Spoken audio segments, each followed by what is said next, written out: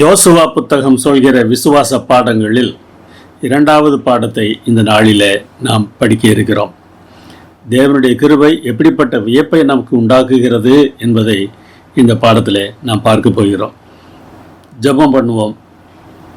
தம்மை நோக்கி கூப்பிடுகிற யாவருக்கும், உண்மையாய் தம்மை நோக்கி கூப்பிடுகிற யாவருக்கும் சமீபமாய் இருக்கிற எங்கள் தேவனே, யாராக இருந்தாலும் உம்மிடத்தில் வேண்டுதல் செய்யும் போது அவர்களுக்கு செவி கொடுத்து அவர்களுக்கு நன்மையானதை செய்கிறீர் என்பதை நாங்கள் புரிந்திருக்கிறோம்.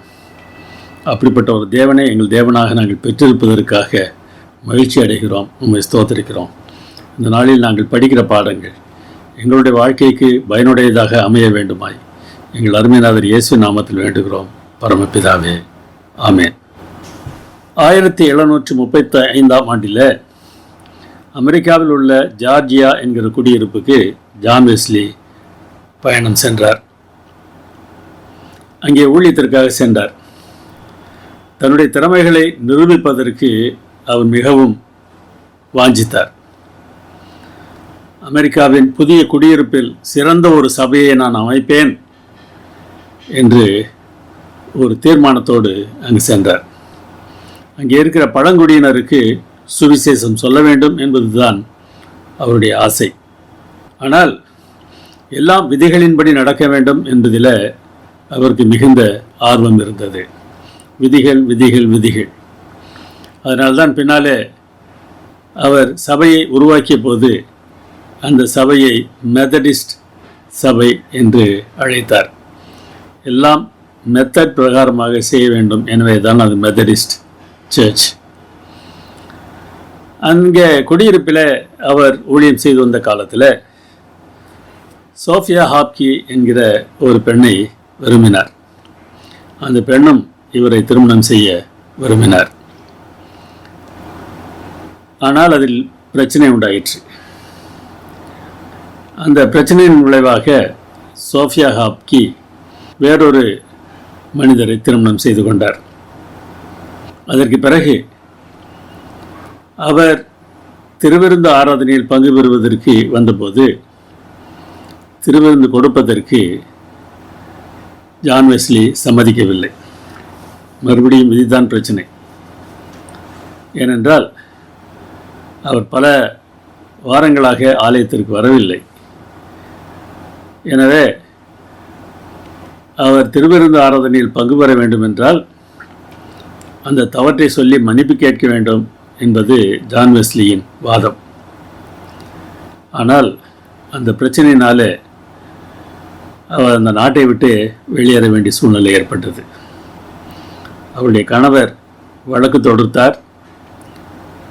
சோஃபியா ஹாப்கியின் உறவினர் தான் அப்பொழுது அந்த நீதிமன்றத்தின் நீதிபதியாக இருந்தார். எப்படியும் தன்னை சிறையில் தள்ளிவிடுவார் என்று நினைத்த ஜான் வெஸ்லி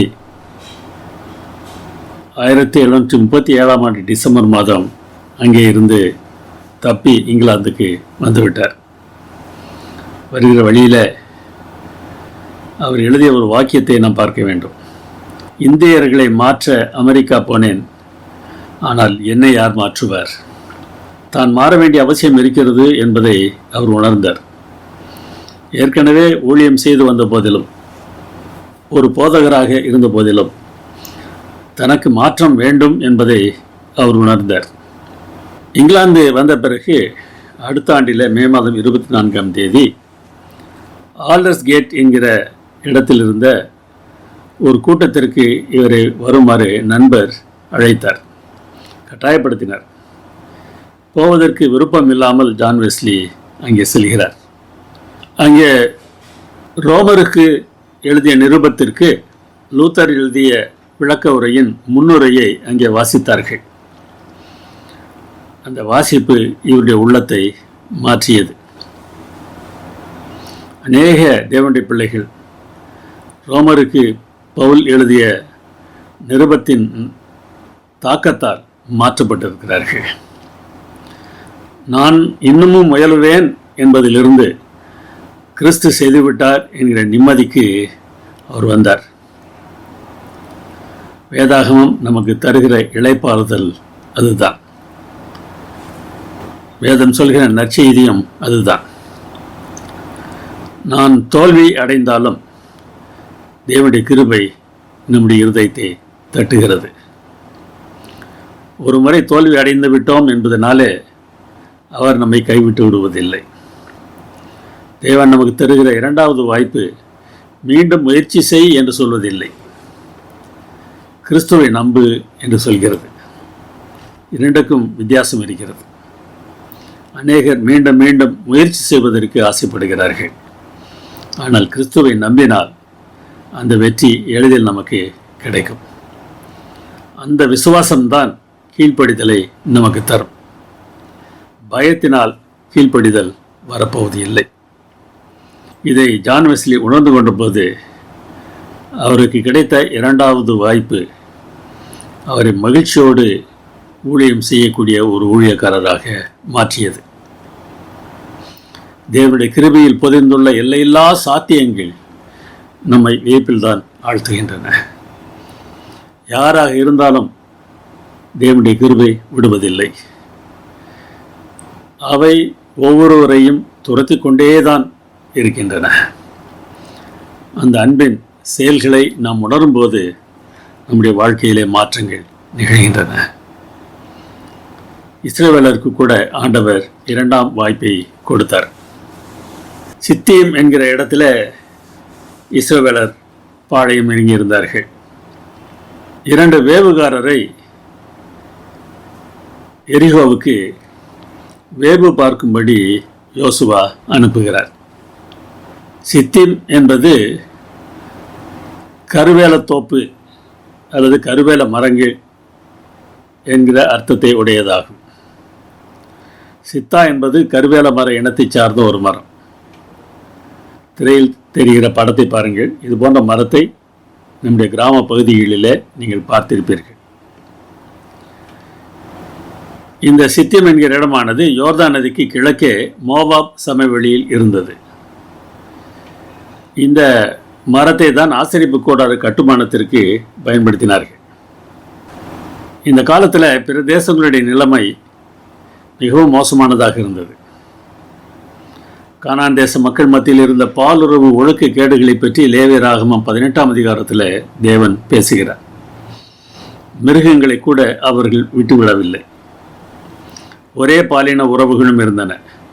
குழந்தைகளை தீயில் எரித்து தங்கள் தேவர்களுக்கு பலியாக படைத்தார்கள். இவ்வாறு இந்த ஜாதிகள் தங்களை தீட்டுப்படுத்தி இருந்தார்கள். தேசமும் தீட்டுப்பட்டு இருந்தது. அவர்கள் அக்கிரமத்தை நான் விசாரிப்பேன், தேசத்தின் குடிகளை கக்கி போடும் என்று தேவன் சொல்கிறார். அந்த மக்கள் அழிக்கப்பட வேண்டிய நிலையில் இருந்தார்கள்.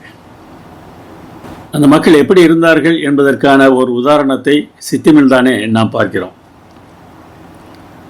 ஒரு 6 மாதங்களுக்கு முன்னராக அந்த இடத்துல ஒரு பண்டிகை கொண்டாடப்பட்டது. பண்டிகை இஸ்ரவேலர் கொண்டாடவில்லை, மோவாபின் மக்கள் கொண்டாடினார்கள். மோவாபிய ராஜா இஸ்ரவேலரை சபிக்கத்தக்கதாக பிலேயாம் என்கிற ஒரு தீர்க்கதரிசியை அழைத்து வந்தார். 3 முறை முயன்றும் அவரால் முடியவில்லை. அதற்கு பிறகு என்னால் அவர்களை சபிக்க முடியாது, ஆனால் அவர்கள் தங்கள் மேல் சாபத்தை வருவித்துக் கொள்வதற்கு ஒரு வாய்ப்பு இருக்கிறது, நான் அந்த ஆலோசனையை தருகிறேன் என்று இஸ்ரவேலருக்கு விரோதமாக, கர்த்தருக்கு விரோதமாக ஒரு ஆலோசனையை இந்த பிலேயாம் சொல்லுகிறார். அது என்ன? இஸ்ரவேலருக்கு பண்டிகைகள் இல்லை, அதுவும் மற்றவர்கள் கொண்டாடுகிறது போல் அந்த பண்டிகைகளை அவர்கள் கொண்டாடுவதில்லை. எனவே அவர்கள் பார்க்கத்தக்கதாக ஒரு பண்டிகையை கொண்டாடுங்கள்.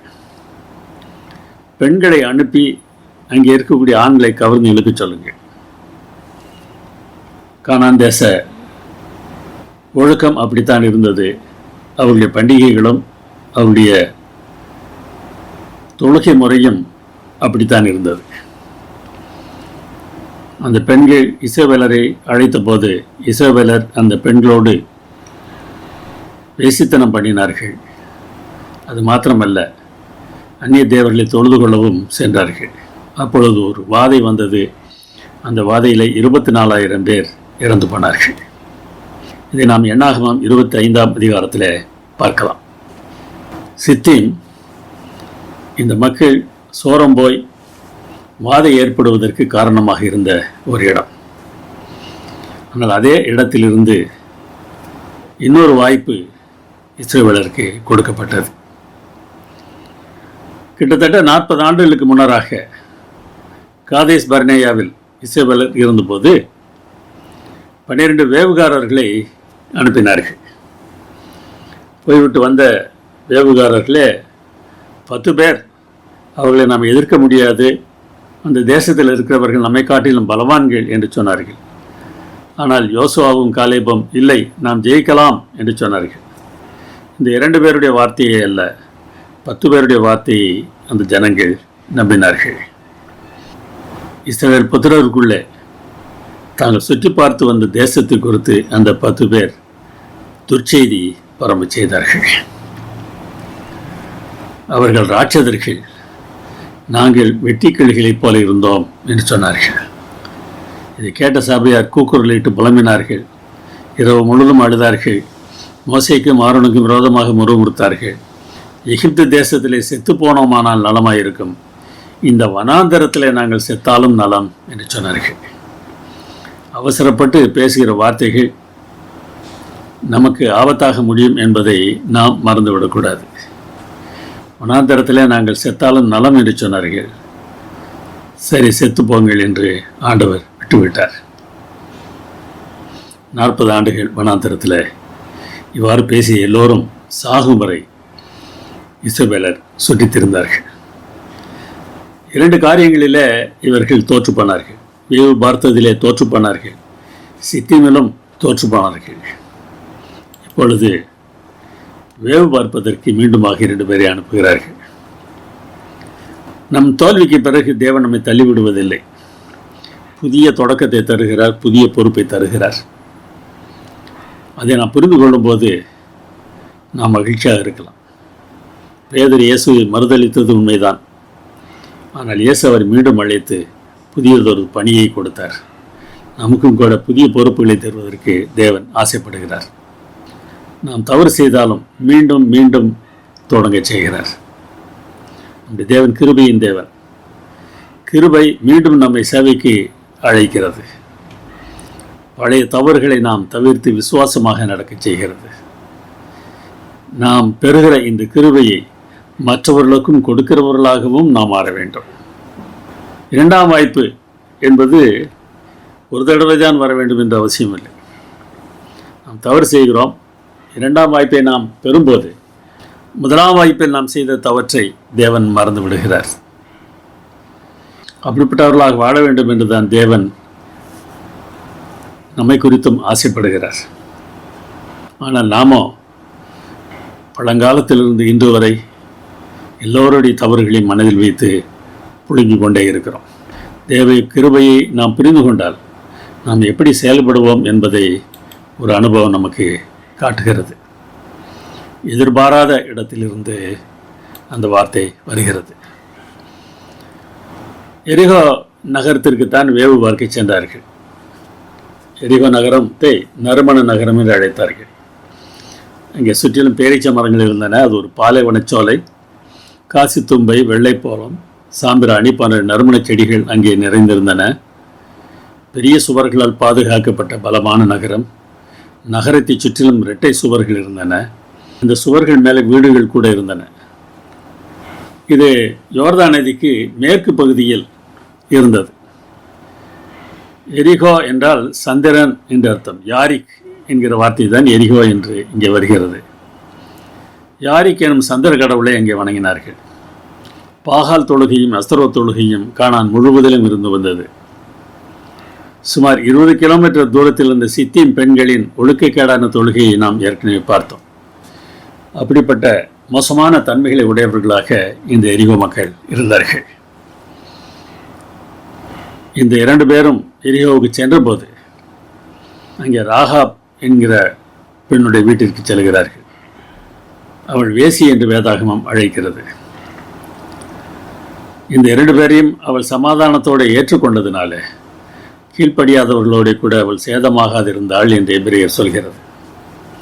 தேவனுடைய பிள்ளைகளுக்கு உதவி செய்யும்போது அதற்குரிய நன்மையை நாம் நிச்சயமாக அனுபவிப்போம்.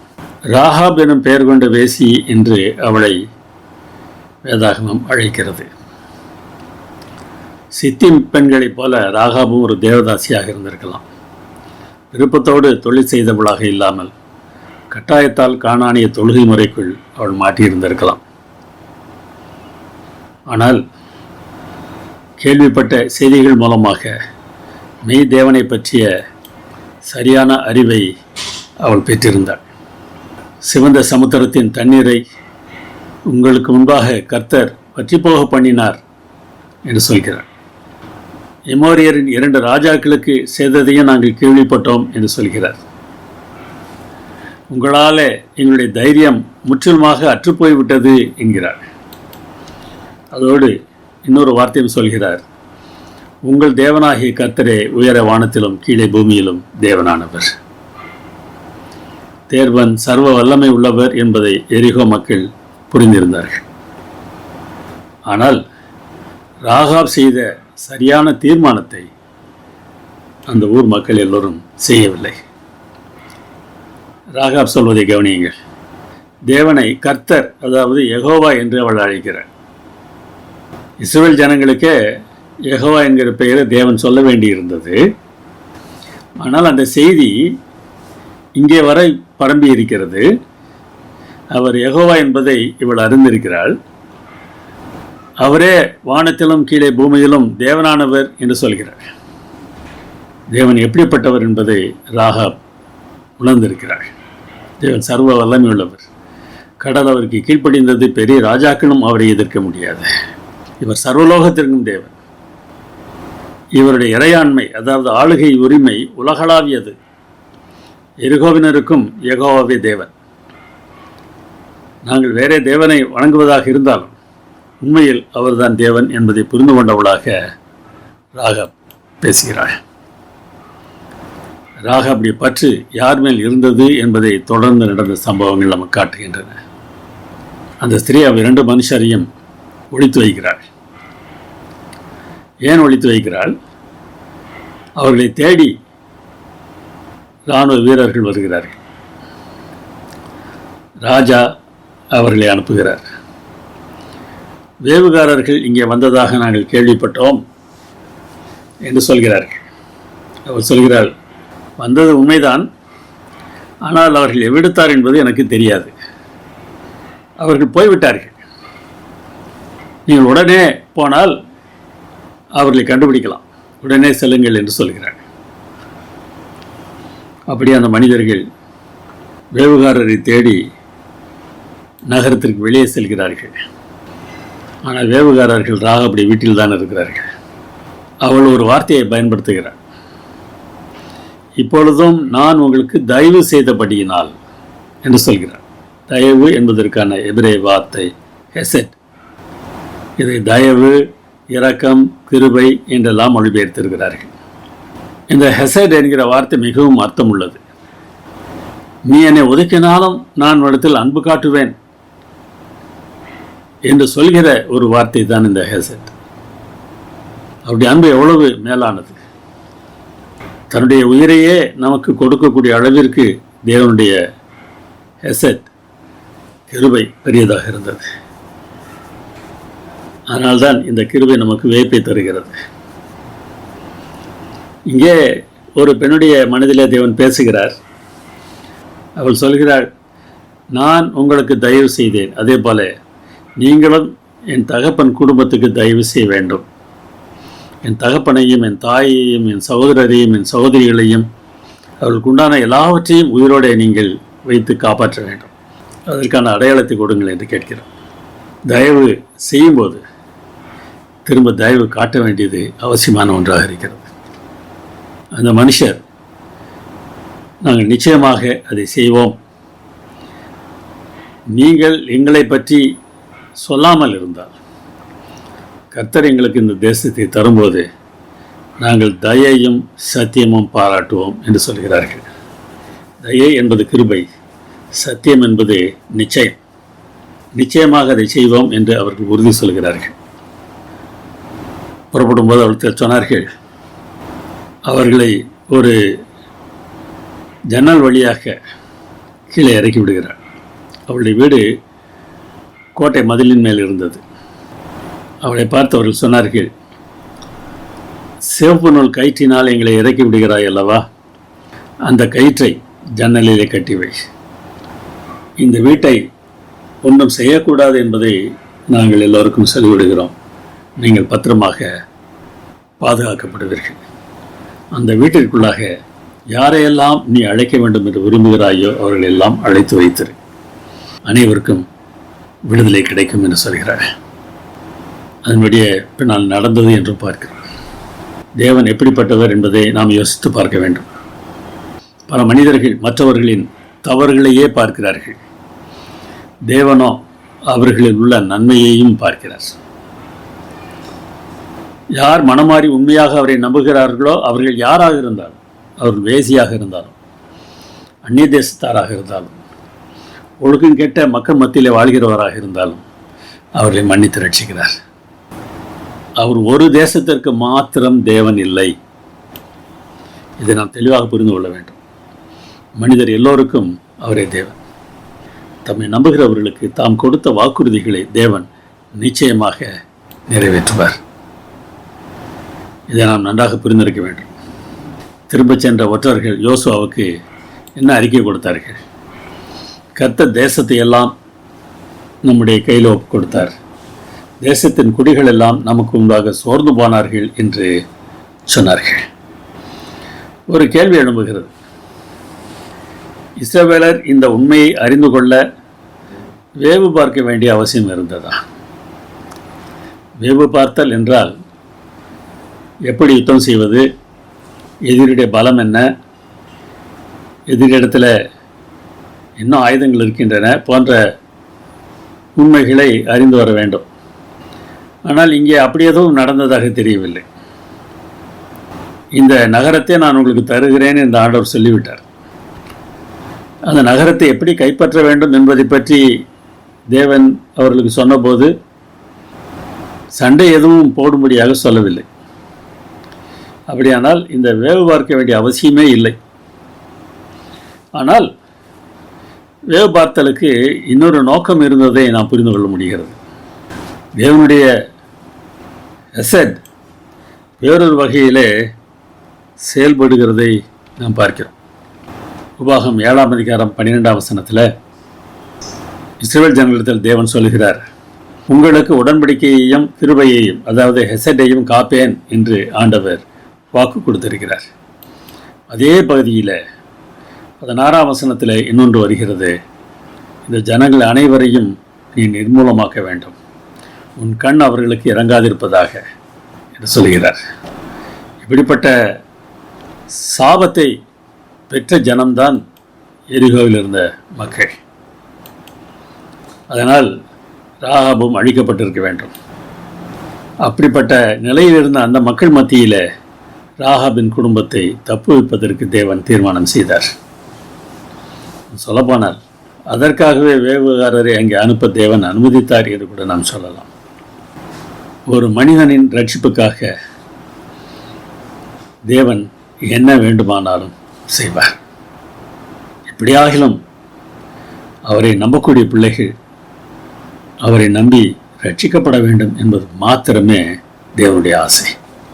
அவருடைய கிருபை எவ்வளவு பெரியது என்பதை பாருங்கள். ராகாபுக்கு கிடைத்த பாக்கியம்தான் என்ன? சல்மோன் போவாஸை ராகாபினிடத்தில் பெற்றான், போவாஸ் ஓபேதை ரூத்தினிடத்தில் பெற்றான் என்று இயேசுவின் வம்ச வரலாறு சொல்கிறது. இயேசுவின் முன்னோர் வரிசையில் ராகாப் வருகிறாள். எவ்வளோ பெரிய பாக்கியம்! ஒரு மோசமான இடத்துல மோசமான வாழ்க்கைக்குள் தள்ளப்பட்டவளாக அவள் இருந்த போதிலும் அவளுக்குள் இருந்த ஒரு சிறு பொறி, அவளுக்குள் இருந்த ஒரு சிறு விசுவாசம் அவளை ரட்சிக்கிறது. அப்படிப்பட்ட தன்மை நம்மிடத்தில் இருக்கிறதா என்றுதான் தேவன் பார்த்து கொண்டே இருக்கிறார். சொல்லுவோமா, தேவன் நல்லவர். எல்லா காலங்களிலும் எல்லா சூழ்நிலைகளிலும் என்ன நேரிட்டாலும் தேவன் நல்லவர், நான் அதுக்கு சாட்சி. ஒரு குடும்பத்தை மட்டும்தான் தேவன் இவர் ரட்சிப்பாரா? ஒரு நகரத்தை கூட ரட்சிக்கிறார். அந்த நகரத்தின் ரட்சிப்பையும் நாம் பார்க்க போகிறோம். அந்த சமயத்தில் 2 விழுமியங்களுக்கிடையே நடந்த போராட்டத்தையும் நாம் பார்க்க போகிறோம். கதையை பார்ப்போம், பிறகு அந்த விழுமியங்கள் என்ன என்பதை பார்ப்போம். அழிக்கப்பட வேண்டிய பட்டணங்களுக்குள் கிபியோன் என்பதும் ஒரு பட்டணம்.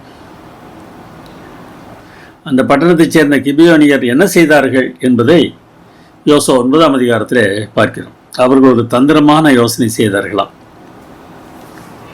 இஸ்ரவேலர் நம் பட்டணத்திற்கு அருகே வந்துவிட்டால் நம்மை அழித்து விடுவார்கள், ஆனால் தப்ப வேண்டும். என்ன செய்யலாம்? ஒரு வேஷம் போட்டார்கள். வெகு தூரத்திலிருந்து பயணம் செய்து வருகிறது போல வேஷம் போட்டார்கள். கிழிந்த உடை, பூசணம் பூர்த்த ரொட்டி, கிழிந்து போன பாதரட்சை, இப்படியெல்லாம் வெகு தூரத்தில் இந்த பயணம் வருவதாக ஒரு ஜோடனை பண்ணி யோசுவாவை சந்திக்கிறார்கள். மற்ற பட்டணங்களை அழித்தது போல நம்முடைய பட்டணத்தையும் இவர்கள் அழித்து விடக்கூடாது என்கிற பயம்தான். எப்படி ஆகிலும் தப்ப வேண்டும். அவர்கள் யோசுவாவிடத்தை சொல்கிறார்கள், நாங்கள் தூர தேசத்திலிருந்து வந்தவர்கள், எங்களோடு உடன்படிக்கை பண்ணுங்கள் என்று சொல்கிறார்கள். தந்திரமாக என்கிற வார்த்தை இந்த பகுதியில் வருகிறது. அந்த வார்த்தை விவேகமும் ஞானமுமாக என்று கூட மொழிபெயர்க்கலாம், நேர்மறை அர்த்தத்தோடும் மொழிபெயர்க்கலாம். இங்கே நாம் நேர்மறை அர்த்தத்தோடு தான் பார்க்க வேண்டும். ஏனென்றால் அவர்கள் இஸ்ரவேலருக்கு கெடுதல் எதையும் செய்ய வரவில்லை, தங்களை காப்பாற்றிக் கொள்ளத்தான் அவர்கள் விரும்பினார்கள். அதனால் அவர்கள் ஞானமாக செயல்பட்டார்கள் என்று தான் நாம் சொல்ல வேண்டும். யார் இவர்கள்? இவர்கள் எல்லோரும் ஏவியர்கள் என்று யோசுவா 9:7 சொல்கிறது. ஏவியர் யார்? கானான் ஏவியரை பெற்றான் என்று ஆதியாகமம் 10ஆம் அதிகாரத்தில் வாசிக்கிறோம். கானானுடைய வம்சம். யாக்கோபுவின் மகளாகிய தீனாளை தீட்டுப்படுத்திய சீகேம் ஒரு ஏவியன் என்று ஆதியாகமம் 34ஆம் அதிகாரம் சொல்கிறது. எர்மோன் மலையின் அடியிலேயும் ஏவியர் குடியிருந்தார்கள். ஆனால் இவர்கள் அழிவுக்கு நியமிக்கப்பட்டவர்கள். அங்கே சுவாசம் உள்ளது எதையும் உயிரோடை வைக்காதே என்ற ஒரு கட்டளை உபாகமம் 20:16 சொல்லப்பட்டிருக்கிறது. அப்படிப்பட்ட ஒரு நிலைக்கு தள்ளப்பட இருந்த அந்த கிபியோனியர் ஏவியரில் ஒரு பகுதியினர் எப்படி தப்பினார்கள் என்பதைத்தான் யோசுவா 9ஆம் அதிகாரம் சொல்கிறது. உடன்படிக்கை செய்து கொள்ளுமாறு சொன்னபோது இஸ்ரவேலர் கர்த்தருடைய வார்த்தையை கேட்காம, ஆண்டவரே நாங்கள் இதை செய்யலாமா என்று கேட்காமல் அவருடைய போஜன பதார்த்தத்தில் சிறிது வாங்கி கொண்டார்கள். அவர்களோடு சமாதானம் பண்ணினார்கள். அவர்களை உயிரோடு காப்பாற்றுகிற உடன்படிக்கையை பண்ணினார்கள். சபையின் பிரபுக்கள் எல்லோரும் ஆணையிட்டு கொடுத்தார்கள். அதற்கு பிறகு பயணம் தொடர்கிறது. 3ஆவது நாளில் கிபியோனுக்கு வருகிறார்கள். இவர்கள் செய்த தந்திரமான செயலை அவர்கள் கண்டுபிடித்து விட்டார்கள். இவர்களை கொல்ல வேண்டும் என்றுதான் இஸ்ரவேலர் விரும்பினார்கள். ஆனால் பிரபுக்கள் சபையாரத்தை சொல்கிறார்கள், நாங்கள் தேவனாகிய கர்த்தரின் பேரில் அவர்களுக்கு ஆணையிட்டு கொடுத்தோம், ஆதலால் நாம் அவர்களை தொடக்கூடாது, அதனால் உயிரோடு வைத்து விடுவோம் என்று சொல்கிறார்கள். யோசுவா அவர்களை அழைத்து சொல்கிறார், நீங்கள் இங்கே குடியிருந்து விட்டு எதற்காக தூர தேசத்திலிருந்து வந்தோம் என்று பொய் சொன்னீர்கள்? ஏன் எங்களை வஞ்சித்தீர்கள்? இப்பொழுது நீங்கள் சபிக்கப்பட்டவர்கள். அதனால் நீங்கள் உங்கள் வார்த்தையின்படியே எங்களுக்கு அடிமைகளாக இருங்கள். அப்படித்தான் அவர்கள் சொன்னார்கள். எங்களை அடிமைகளாக வைத்துக் கொள்ளுங்கள் என்றுதான் கேட்டார்கள். என் தேவனுடைய ஆலயத்துக்கு விறகு வெட்டுகிறவர்களும் தண்ணீர் எடுக்கிறவர்களுமான பணிவிடைக்காரராயிருப்பீர்கள். இந்த ஊழியம் உங்களை விட்டு நீங்க மாட்டாது என்று சொல்கிறார். இது சாபமா? பணம்தான் ஆசீர்வாதம் என்று நினைத்தால் ஒருவேளை இது சாபம் போல தெரியலாம். ஆனால் வேலை எப்படிப்பட்ட வேலை? இஸ்ரவேல் கோத்திரங்களில் மற்ற 11 கோத்திரத்திற்கு கிடைக்காத ஒரு வேலை அந்நிய தேச மக்களுக்கு கிடைத்திருக்கிறது. ஆலயத்தில் பணிபுரிகிற வேலை, பணிவிடை வேலை தான். இருந்து விட்டு போகட்டுமே. ஆண்டவருடைய ஆலயத்திற்காக செய்கிற வேலை எவ்வளவு பெரிய வேலை, தேவனுக்காக செய்கிற வேலை எவ்வளவு பெரிய வேலை. இந்த சம்பவத்தில் 2 விழுமியங்கள் ஒன்றோடு ஒன்று முரண்படுகின்றன. தேவ சித்தத்தை கேட்டு செயல்பட வேண்டும் என்பது ஒரு விழுமியம். விழுமியம் என்றால் நாம் மதித்து செய்ய வேண்டிய ஒரு காரியம். எந்த சூழ்நிலையிலும் நாம் தேவ சித்தத்தை கேட்டு செயல்பட வேண்டும். 2வது விழுமியம், தேவ நாமத்தால் செய்யப்படுகிற உடன்படிக்கையை காக்க வேண்டும். இந்த முதல் விழுமியத்தை யோசுவாவும் இஸ்ரவேல் தலைவர்களும் மறந்து விட்டதினாலே ஒரு உடன்படிக்கையை செய்து விட்டார்கள். இப்பொழுது உடன்படிக்கையை காத்தாக வேண்டும். தேவ சித்தப்படி அவர்களை அழித்திருக்க வேண்டும். கேட்டிருந்தால் அவர் சொல்லியிருந்திருப்பார். ஆனால் அவர் சொல்லவில்லை. இங்கே தான் தேவனுடைய கிருபையை நாம் பார்க்கிறோம்.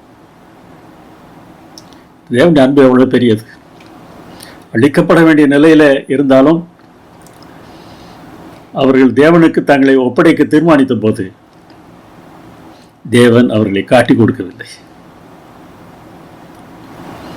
தேவன் அவர்களை காட்டிக் கொடுக்கவில்லை. இந்த உலகத்தில் நாமும் கூட இது போன்ற பிரச்சனைக்குள்ளாக மாட்டிக்கொள்ளாமல் இருக்க வேண்டும் என்றார். இந்த பிரபஞ்சத்திற்கு ஒத்த வேஷம் தெரியாமல் தேவனுடைய நன்மையும் பிரியமும் பரிபூரணமுமான சித்தம் என்னது என்று பகுத்தறியத்தக்கதாக நம்முடைய மனம் புதியதாகி நாம் மறுரூபமாக வேண்டும் என்று பவுல் எழுதுகிறார். தேவனுடைய சித்தம் என்ன என்பதை அறிந்திருக்க வேண்டும். அதுதான் நன்மையானது, அது தேவனுக்கு பிரியமானது. அதனாலே நமக்கு பரிபூர்ணம் கிடைக்கும். எல்லா சூழ்நிலைகளிலும் தேவ சித்தத்தை தேடுகிற பிள்ளைகளாக நாம் இருக்கிறோமா? மனிதர்கள் தான் கிபியோனியரோடு உடன்படிக்கை செய்தார்கள். ஆனால் தேவன் அந்த உடன்படிக்கையை மதிக்கிறார் என்று வேதம் சொல்கிறது. இது ஆச்சரியம் அளிக்கிற கிருபையாக இருக்கிறது. தேவன் எப்படிப்பட்டவர் என்பதை இயேசுவின் வார்த்தை நமக்கு காட்டுகிறது. எருசலேமே எருசலேமே, தீர்க்கதரிசிகளை கொலை செய்து உன்னிடத்தில் அனுப்பப்பட்டவர்களை கல்லெறிகிறவளே. தேவனுடைய பிள்ளைகளை கொலை செய்தவர்கள். ஆனால் என்ன ஆசைப்படுகிறாராம் இந்த ஆண்டவர்? கோழி தன் குஞ்சுகளை தன் சிறகுகளின் கீழே கூட்டி சேர்த்துக் கொள்ளும் மனமாக நான் எத்தனை தரமோ உன் பிள்ளைகளை கூட்டி சேர்த்துக் கொள்ள மனதாக இருந்தேன். அவருடைய மனது அது. உங்களுக்கோ மனதில்லாமல் போயிற்று. தன்னுடைய பிள்ளைகளை கொன்றவர்களை கூட காப்பாற்ற வேண்டும் என்றுதான் தேவன் ஆசைப்படுகிறார். அதற்கு அவர்கள் மனம் திரும்பியாக வேண்டும். மனம் திரும்பவில்லை என்றால் தேவன் வேறு என்ன செய்ய முடியும்? தேவனுடைய இந்த பரிசுத்த தன்மையை நாம் புரிந்து கொண்டோம் என்றார் அவருடைய பிள்ளைகளாகிய நாமும் எப்படி இருக்க வேண்டும் என்பதை புரிந்து கொள்ளலாம். அவர் நன்றி அறியாதவர்களுக்கும் துரோகிகளுக்கும் நன்மை செய்கிறாரே, அவர் எப்படிப்பட்டவர்? அவர் செய்த நன்மைக்கு நன்றி காட்டாதவர்கள், அது மாத்திரமல்ல அவருக்கு விரோதமாகவும் செயல்படுகிற துரோகிகள், அவர்களுக்கும் இவர் நன்மை செய்கிறார். ஆகையால் உங்கள் பிதா இரக்கமுள்ளவராய் இருக்கிறது போல நீங்களும் இரக்கமுள்ளவர்களாய் இருங்கள். செய்து கொண்ட உடன்படிக்கைக்காக கிபியோனியரிடம் இஸ்ரவேலர் இரக்கம் காட்டினார்கள்.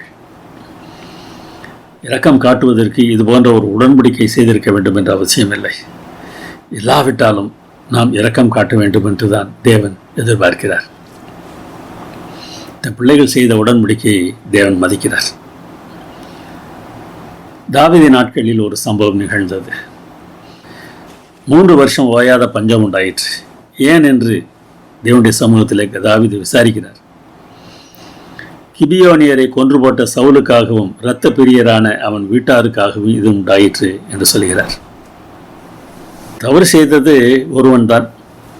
அவனுடைய குடும்பத்தாரும் அதில் சம்பந்தப்பட்டிருப்பார்கள் என்பது தெரிகிறது. ஆனால் இதன் விளைவாக இஸ்ரவேல் தேசம் முழுவதும் கஷ்டப்படுகிறது. சில சமயங்களில் சிலர் செய்கிற தவறுகள் அநேகரை பாதிக்கிறதாக இருக்கலாம். அந்த சிலர் ஒதுக்கப்பட்டால்தான் நன்மை விளையும். அதுவரைக்கும் நன்மை கிடைக்காது. கிபியோனியர்கள் இஸ்ரவேல் புத்திரராயிராமல் எமோரியரில் மீதியாயிருந்தவர்கள். அவர்களுக்கு இஸ்ரவேல் புத்திரர் ஆணையிட்டிருந்தார்கள். ஆனாலும் சவுல் இஸ்ரவேல் புத்திரருக்காகவும் யூதாவுக்காகவும் காண்பித்த வைராக்கியத்தினால் அவர்களை வெட்ட வகை தேடினான் என்று 2 சாமுவேல் 21:2 வாசிக்கிறோம். இப்படி அவர்களுக்கு உபத்திரவம் கொடுத்ததினாலே தேவன் அந்த தேசத்திற்கு உபத்திரவத்தை அனுமதிக்கிறார். இவர்கள் தேவன் மேலே எப்படிப்பட்ட அன்பை காண்பித்தார்கள் என்பதையும் நாம் புரிந்து கொண்டாக வேண்டும். ஆலய பணிவிடைக்காரர்கள் என்கிற வேலையை கொடுத்த மாத்திரத்திலே சந்தோஷமாக அதை செய்தார்கள். ஆலய பணிவிடைக்காரர்களுக்கு இன்னொரு பெயர் இருக்கிறது, நெதனீமியர் என்று சொல்வார்கள். இவர்கள் எந்த இனமும் இல்லை. நெதனீமியர் என்றால் ஆலய பணிவிடைக்காரர்கள் என்ற அர்த்தம். கிபியோனியருக்காக அவர்களுக்கு ஆதரவாக செயல்பட்ட தாவீது இன்னொன்றையும் செய்ததாக எஸ்ரா 8:20 சொல்கிறது. தாவீதும் பிரபுக்களும் லேவியருக்கு பணிவிடைக்காரராக வைத்த நெதனீமியரில் 220 பேரையும் எங்களிடத்தில் அழைத்து கொண்டு வந்தார்கள். இவருடைய வேலையிலே மீண்டுமாக தாவீது உறுதி பண்ணி இருக்கிறார் என்பது தெரிகிறது. எஸ்ரா எப்போது எழுதப்படுகிறது? இஸ்ரவேல் ஜனங்கள் பாபிலோனிலிருந்து திரும்ப எருசலேமுக்கு வந்தபோது அநேக இஸ்ரவேலர்கள் பாபிலோனிலேயே தங்கிவிட்டார்கள். அங்கிருந்து வருவதற்கு அவர்களுக்கு இஷ்டமில்லை.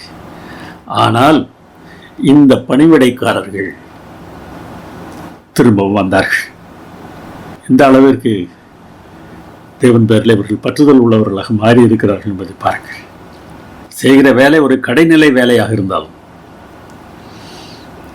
அந்த வேலையை செய்வதற்கு ஆயத்தமாக அவர்கள் மீண்டுமாக வருகிறார்கள். அங்கே வந்த இஸ்ரவேல் மக்களை கணக்கிட்டு பார்த்தபோது நெகேமியா சொல்கிறார், கிபியோனின் புத்திரர் 95 பேர் வந்தார்கள். தேவனை அவர்கள் விட்டுவிடவே இல்லை. தேவன் அவர்களை எப்படி விட்டுவிடுவார்? அவர் சொன்னதை செய்வார், சொன்னபடி செய்வார். எந்த சந்தேகமும் நமக்கு அவசியமில்லை. தேவன் 2ஆம் வாய்ப்பை எந்த வயதிலும் நமக்கு தரலாம். வாலிப வயதில்தான் 2ஆம் வாய்ப்பை நாம் பெற்று செயல்பட வேண்டும் என்ற அவசியமில்லை. தேவனை நம்புகிற பிள்ளைகளை பற்றி பேசும்போது சங்கீதம் 92:15 நாம் ஒன்றை வாசிக்கிறோம். கர்த்தர் உத்தமர் என்றும் என் கண்மலையாகி அவரிடத்தில் அநீதி இல்லை என்றும் விளங்க பண்ணும்படி அவர்கள் முதிர் வயதிலும் கனிதந்து புஷ்டியும் பசுமையுமாயிருப்பார்கள். நீதிமான்கள் முதிர் வயதிலும் கனிதருவார்கள். அது எதை காட்டுகிறதாம்? தேவனிடத்தில் அநீதி இல்லை என்று காட்டுகிறதாம். சொன்னபடி அவர் செய்வார். எது சரியோ அதை செய்வார். இந்த வேளையில் நான் எப்படி செய்ய முடியும்? பலவீனனாக இருக்கிறேன், எனக்கு வயதாகிவிட்டது, எனக்கு படிப்பு இல்லை என்றெல்லாம் யாரும் எதையும் யோசிக்க வேண்டிய அவசியம் இல்லை. நீங்கள் எந்த நிலையில் இருந்தாலும் சரியானதை செய்வதற்கு தீர்மானம் செய்து தேவனுடைய உதவியை தேடி வந்தீர்கள் என்றால் தேவன் நிச்சயமாக உங்களை உயர்த்துவார். நம்முடைய பாடத்தை எழுதிய ஆசிரியர் பாட சம்பந்தமான இன்னொரு புத்தகத்தில் ஒரு சம்பவத்தை குறிப்பிடுகிறார். லண்டனில் காலின் தாக்ரி என்ற ஒரு தாத்தா இருந்தார். அவருக்கு 89 வயது. முன்னாள் இராணுவ வீரர். மனைவி இறந்து விட்டார்கள். தனிமையில் இருந்தார். ஆனால் அந்த வயதிலே புதிய துணிச்சலான ஒரு செயலை செய்ய முன் வந்தார். தாளந்து இருக்கிறதா என்கிற ஒரு போட்டி ஒன்று தொலைக்காட்சியில் நடந்தது. பாடுவதற்காக அங்கே சென்று அந்த போட்டியிலே பங்கு பெற்றார். அவருடைய குரல் பெரிதாக சொல்லக்கூடிய அளவில் இல்லை. ஆனால் பாடலிலே உணர்ச்சிகள் நிரம்பி இருந்தது. பாடலை பாடும்போது ஒவ்வொரு சொல்லிலும் அவருடைய வாழ்நாளின் கதைகள் ஒலித்தன என்று சொல்கிறார்கள். ஒரு சுற்று முடிந்தது, வெற்றி பெற்றார். இன்னொரு சுற்று வந்தது, வெற்றி பெற்றார். நீதிபதிகளும் பார்வையாளர்களும் அவரை உற்சாகப்படுத்திக் கொண்டே இருந்தார்கள். இந்த அன்பான வயதான வீரர் போட்டியிலே ஜெயிக்க முடியுமா என்கிற கேள்விதான் எல்லோருடைய உள்ளத்திலும் இருந்தது. அங்கே இருந்த பார்வையாளர்கள், டிவியில் பார்த்தவர்கள் எல்லோருமே அவர் வெற்றி பெற வேண்டும் என்று ஆசைப்பட்டார்கள். வெற்றியாளரை அறிவிக்க வேண்டிய சூழ்நிலை வந்தது. வெற்றியாளர் என்று சொல்லிவிட்டு அறிவிப்பாளர் கொஞ்சம் நிறுத்தினார். பிறகு சொன்னார், காலின் தாக்ரே. அரங்கம் கைதட்டலால் குலுங்கியது. தொலைக்காட்சியை பார்த்து கொண்டிருந்தவர்கள் கைதட்டினார்கள். 89 வயதிலும் ஒன்றை ஒரு மனிதனாலே சாதிக்க முடியும். இரண்டாம் வாய்ப்பு எப்பொழுது வேண்டுமானாலும் கிடைக்கலாம். இதுவரை நான் செய்ய வேண்டிய பிரகாரம் செய்யவில்லையே என்கிற ஏக்கம் இருக்கிறதா? தேவன் இரண்டாம் வாய்ப்பை தர ஆசைப்படுகிறார். அவரை நம்புங்கள். ராகாபை ரட்சித்தவர், கிபியோனியரை ரட்சித்தவர், அவருடைய வாழ்க்கையில், அவருடைய சந்ததிகளின் வாழ்க்கையில் பெரிய காரியங்களை உண்டு பண்ணின ஆண்டவர் உங்களுடைய வாழ்க்கையில் செய்வதற்கு ஆயத்தமாக இருக்கிறார். ஜெபம் பண்ணுவோமா? இரக்கங்களில் ஐஸ்வர்யமுள்ள நல்ல பிதாவே, நீ செய்வதையெல்லாம் பார்க்கும்போது எங்களுக்கு வியப்பாக இருக்கிறது, ஆச்சரியமாக இருக்கிறது. உங்களுடைய கிருபை பெரியது. எங்களுடைய வாழ்க்கையிலும் நாங்கள் அதை அனுபவித்திருக்கிறோம். இன்னொரு வாய்ப்பு எங்களுக்கு தாரும். இதுவரை எதிலெல்லாம் நாங்கள் தோற்றோமோ அதிலெல்லாம் வெற்றி பெறுவதற்கு எங்களுக்கு உதவி செய்யும். எங்கள் அருமையானவர் இயேசு நாமத்தில் வேண்டுகிறோம் பரமபிதாவே. ஆமென்.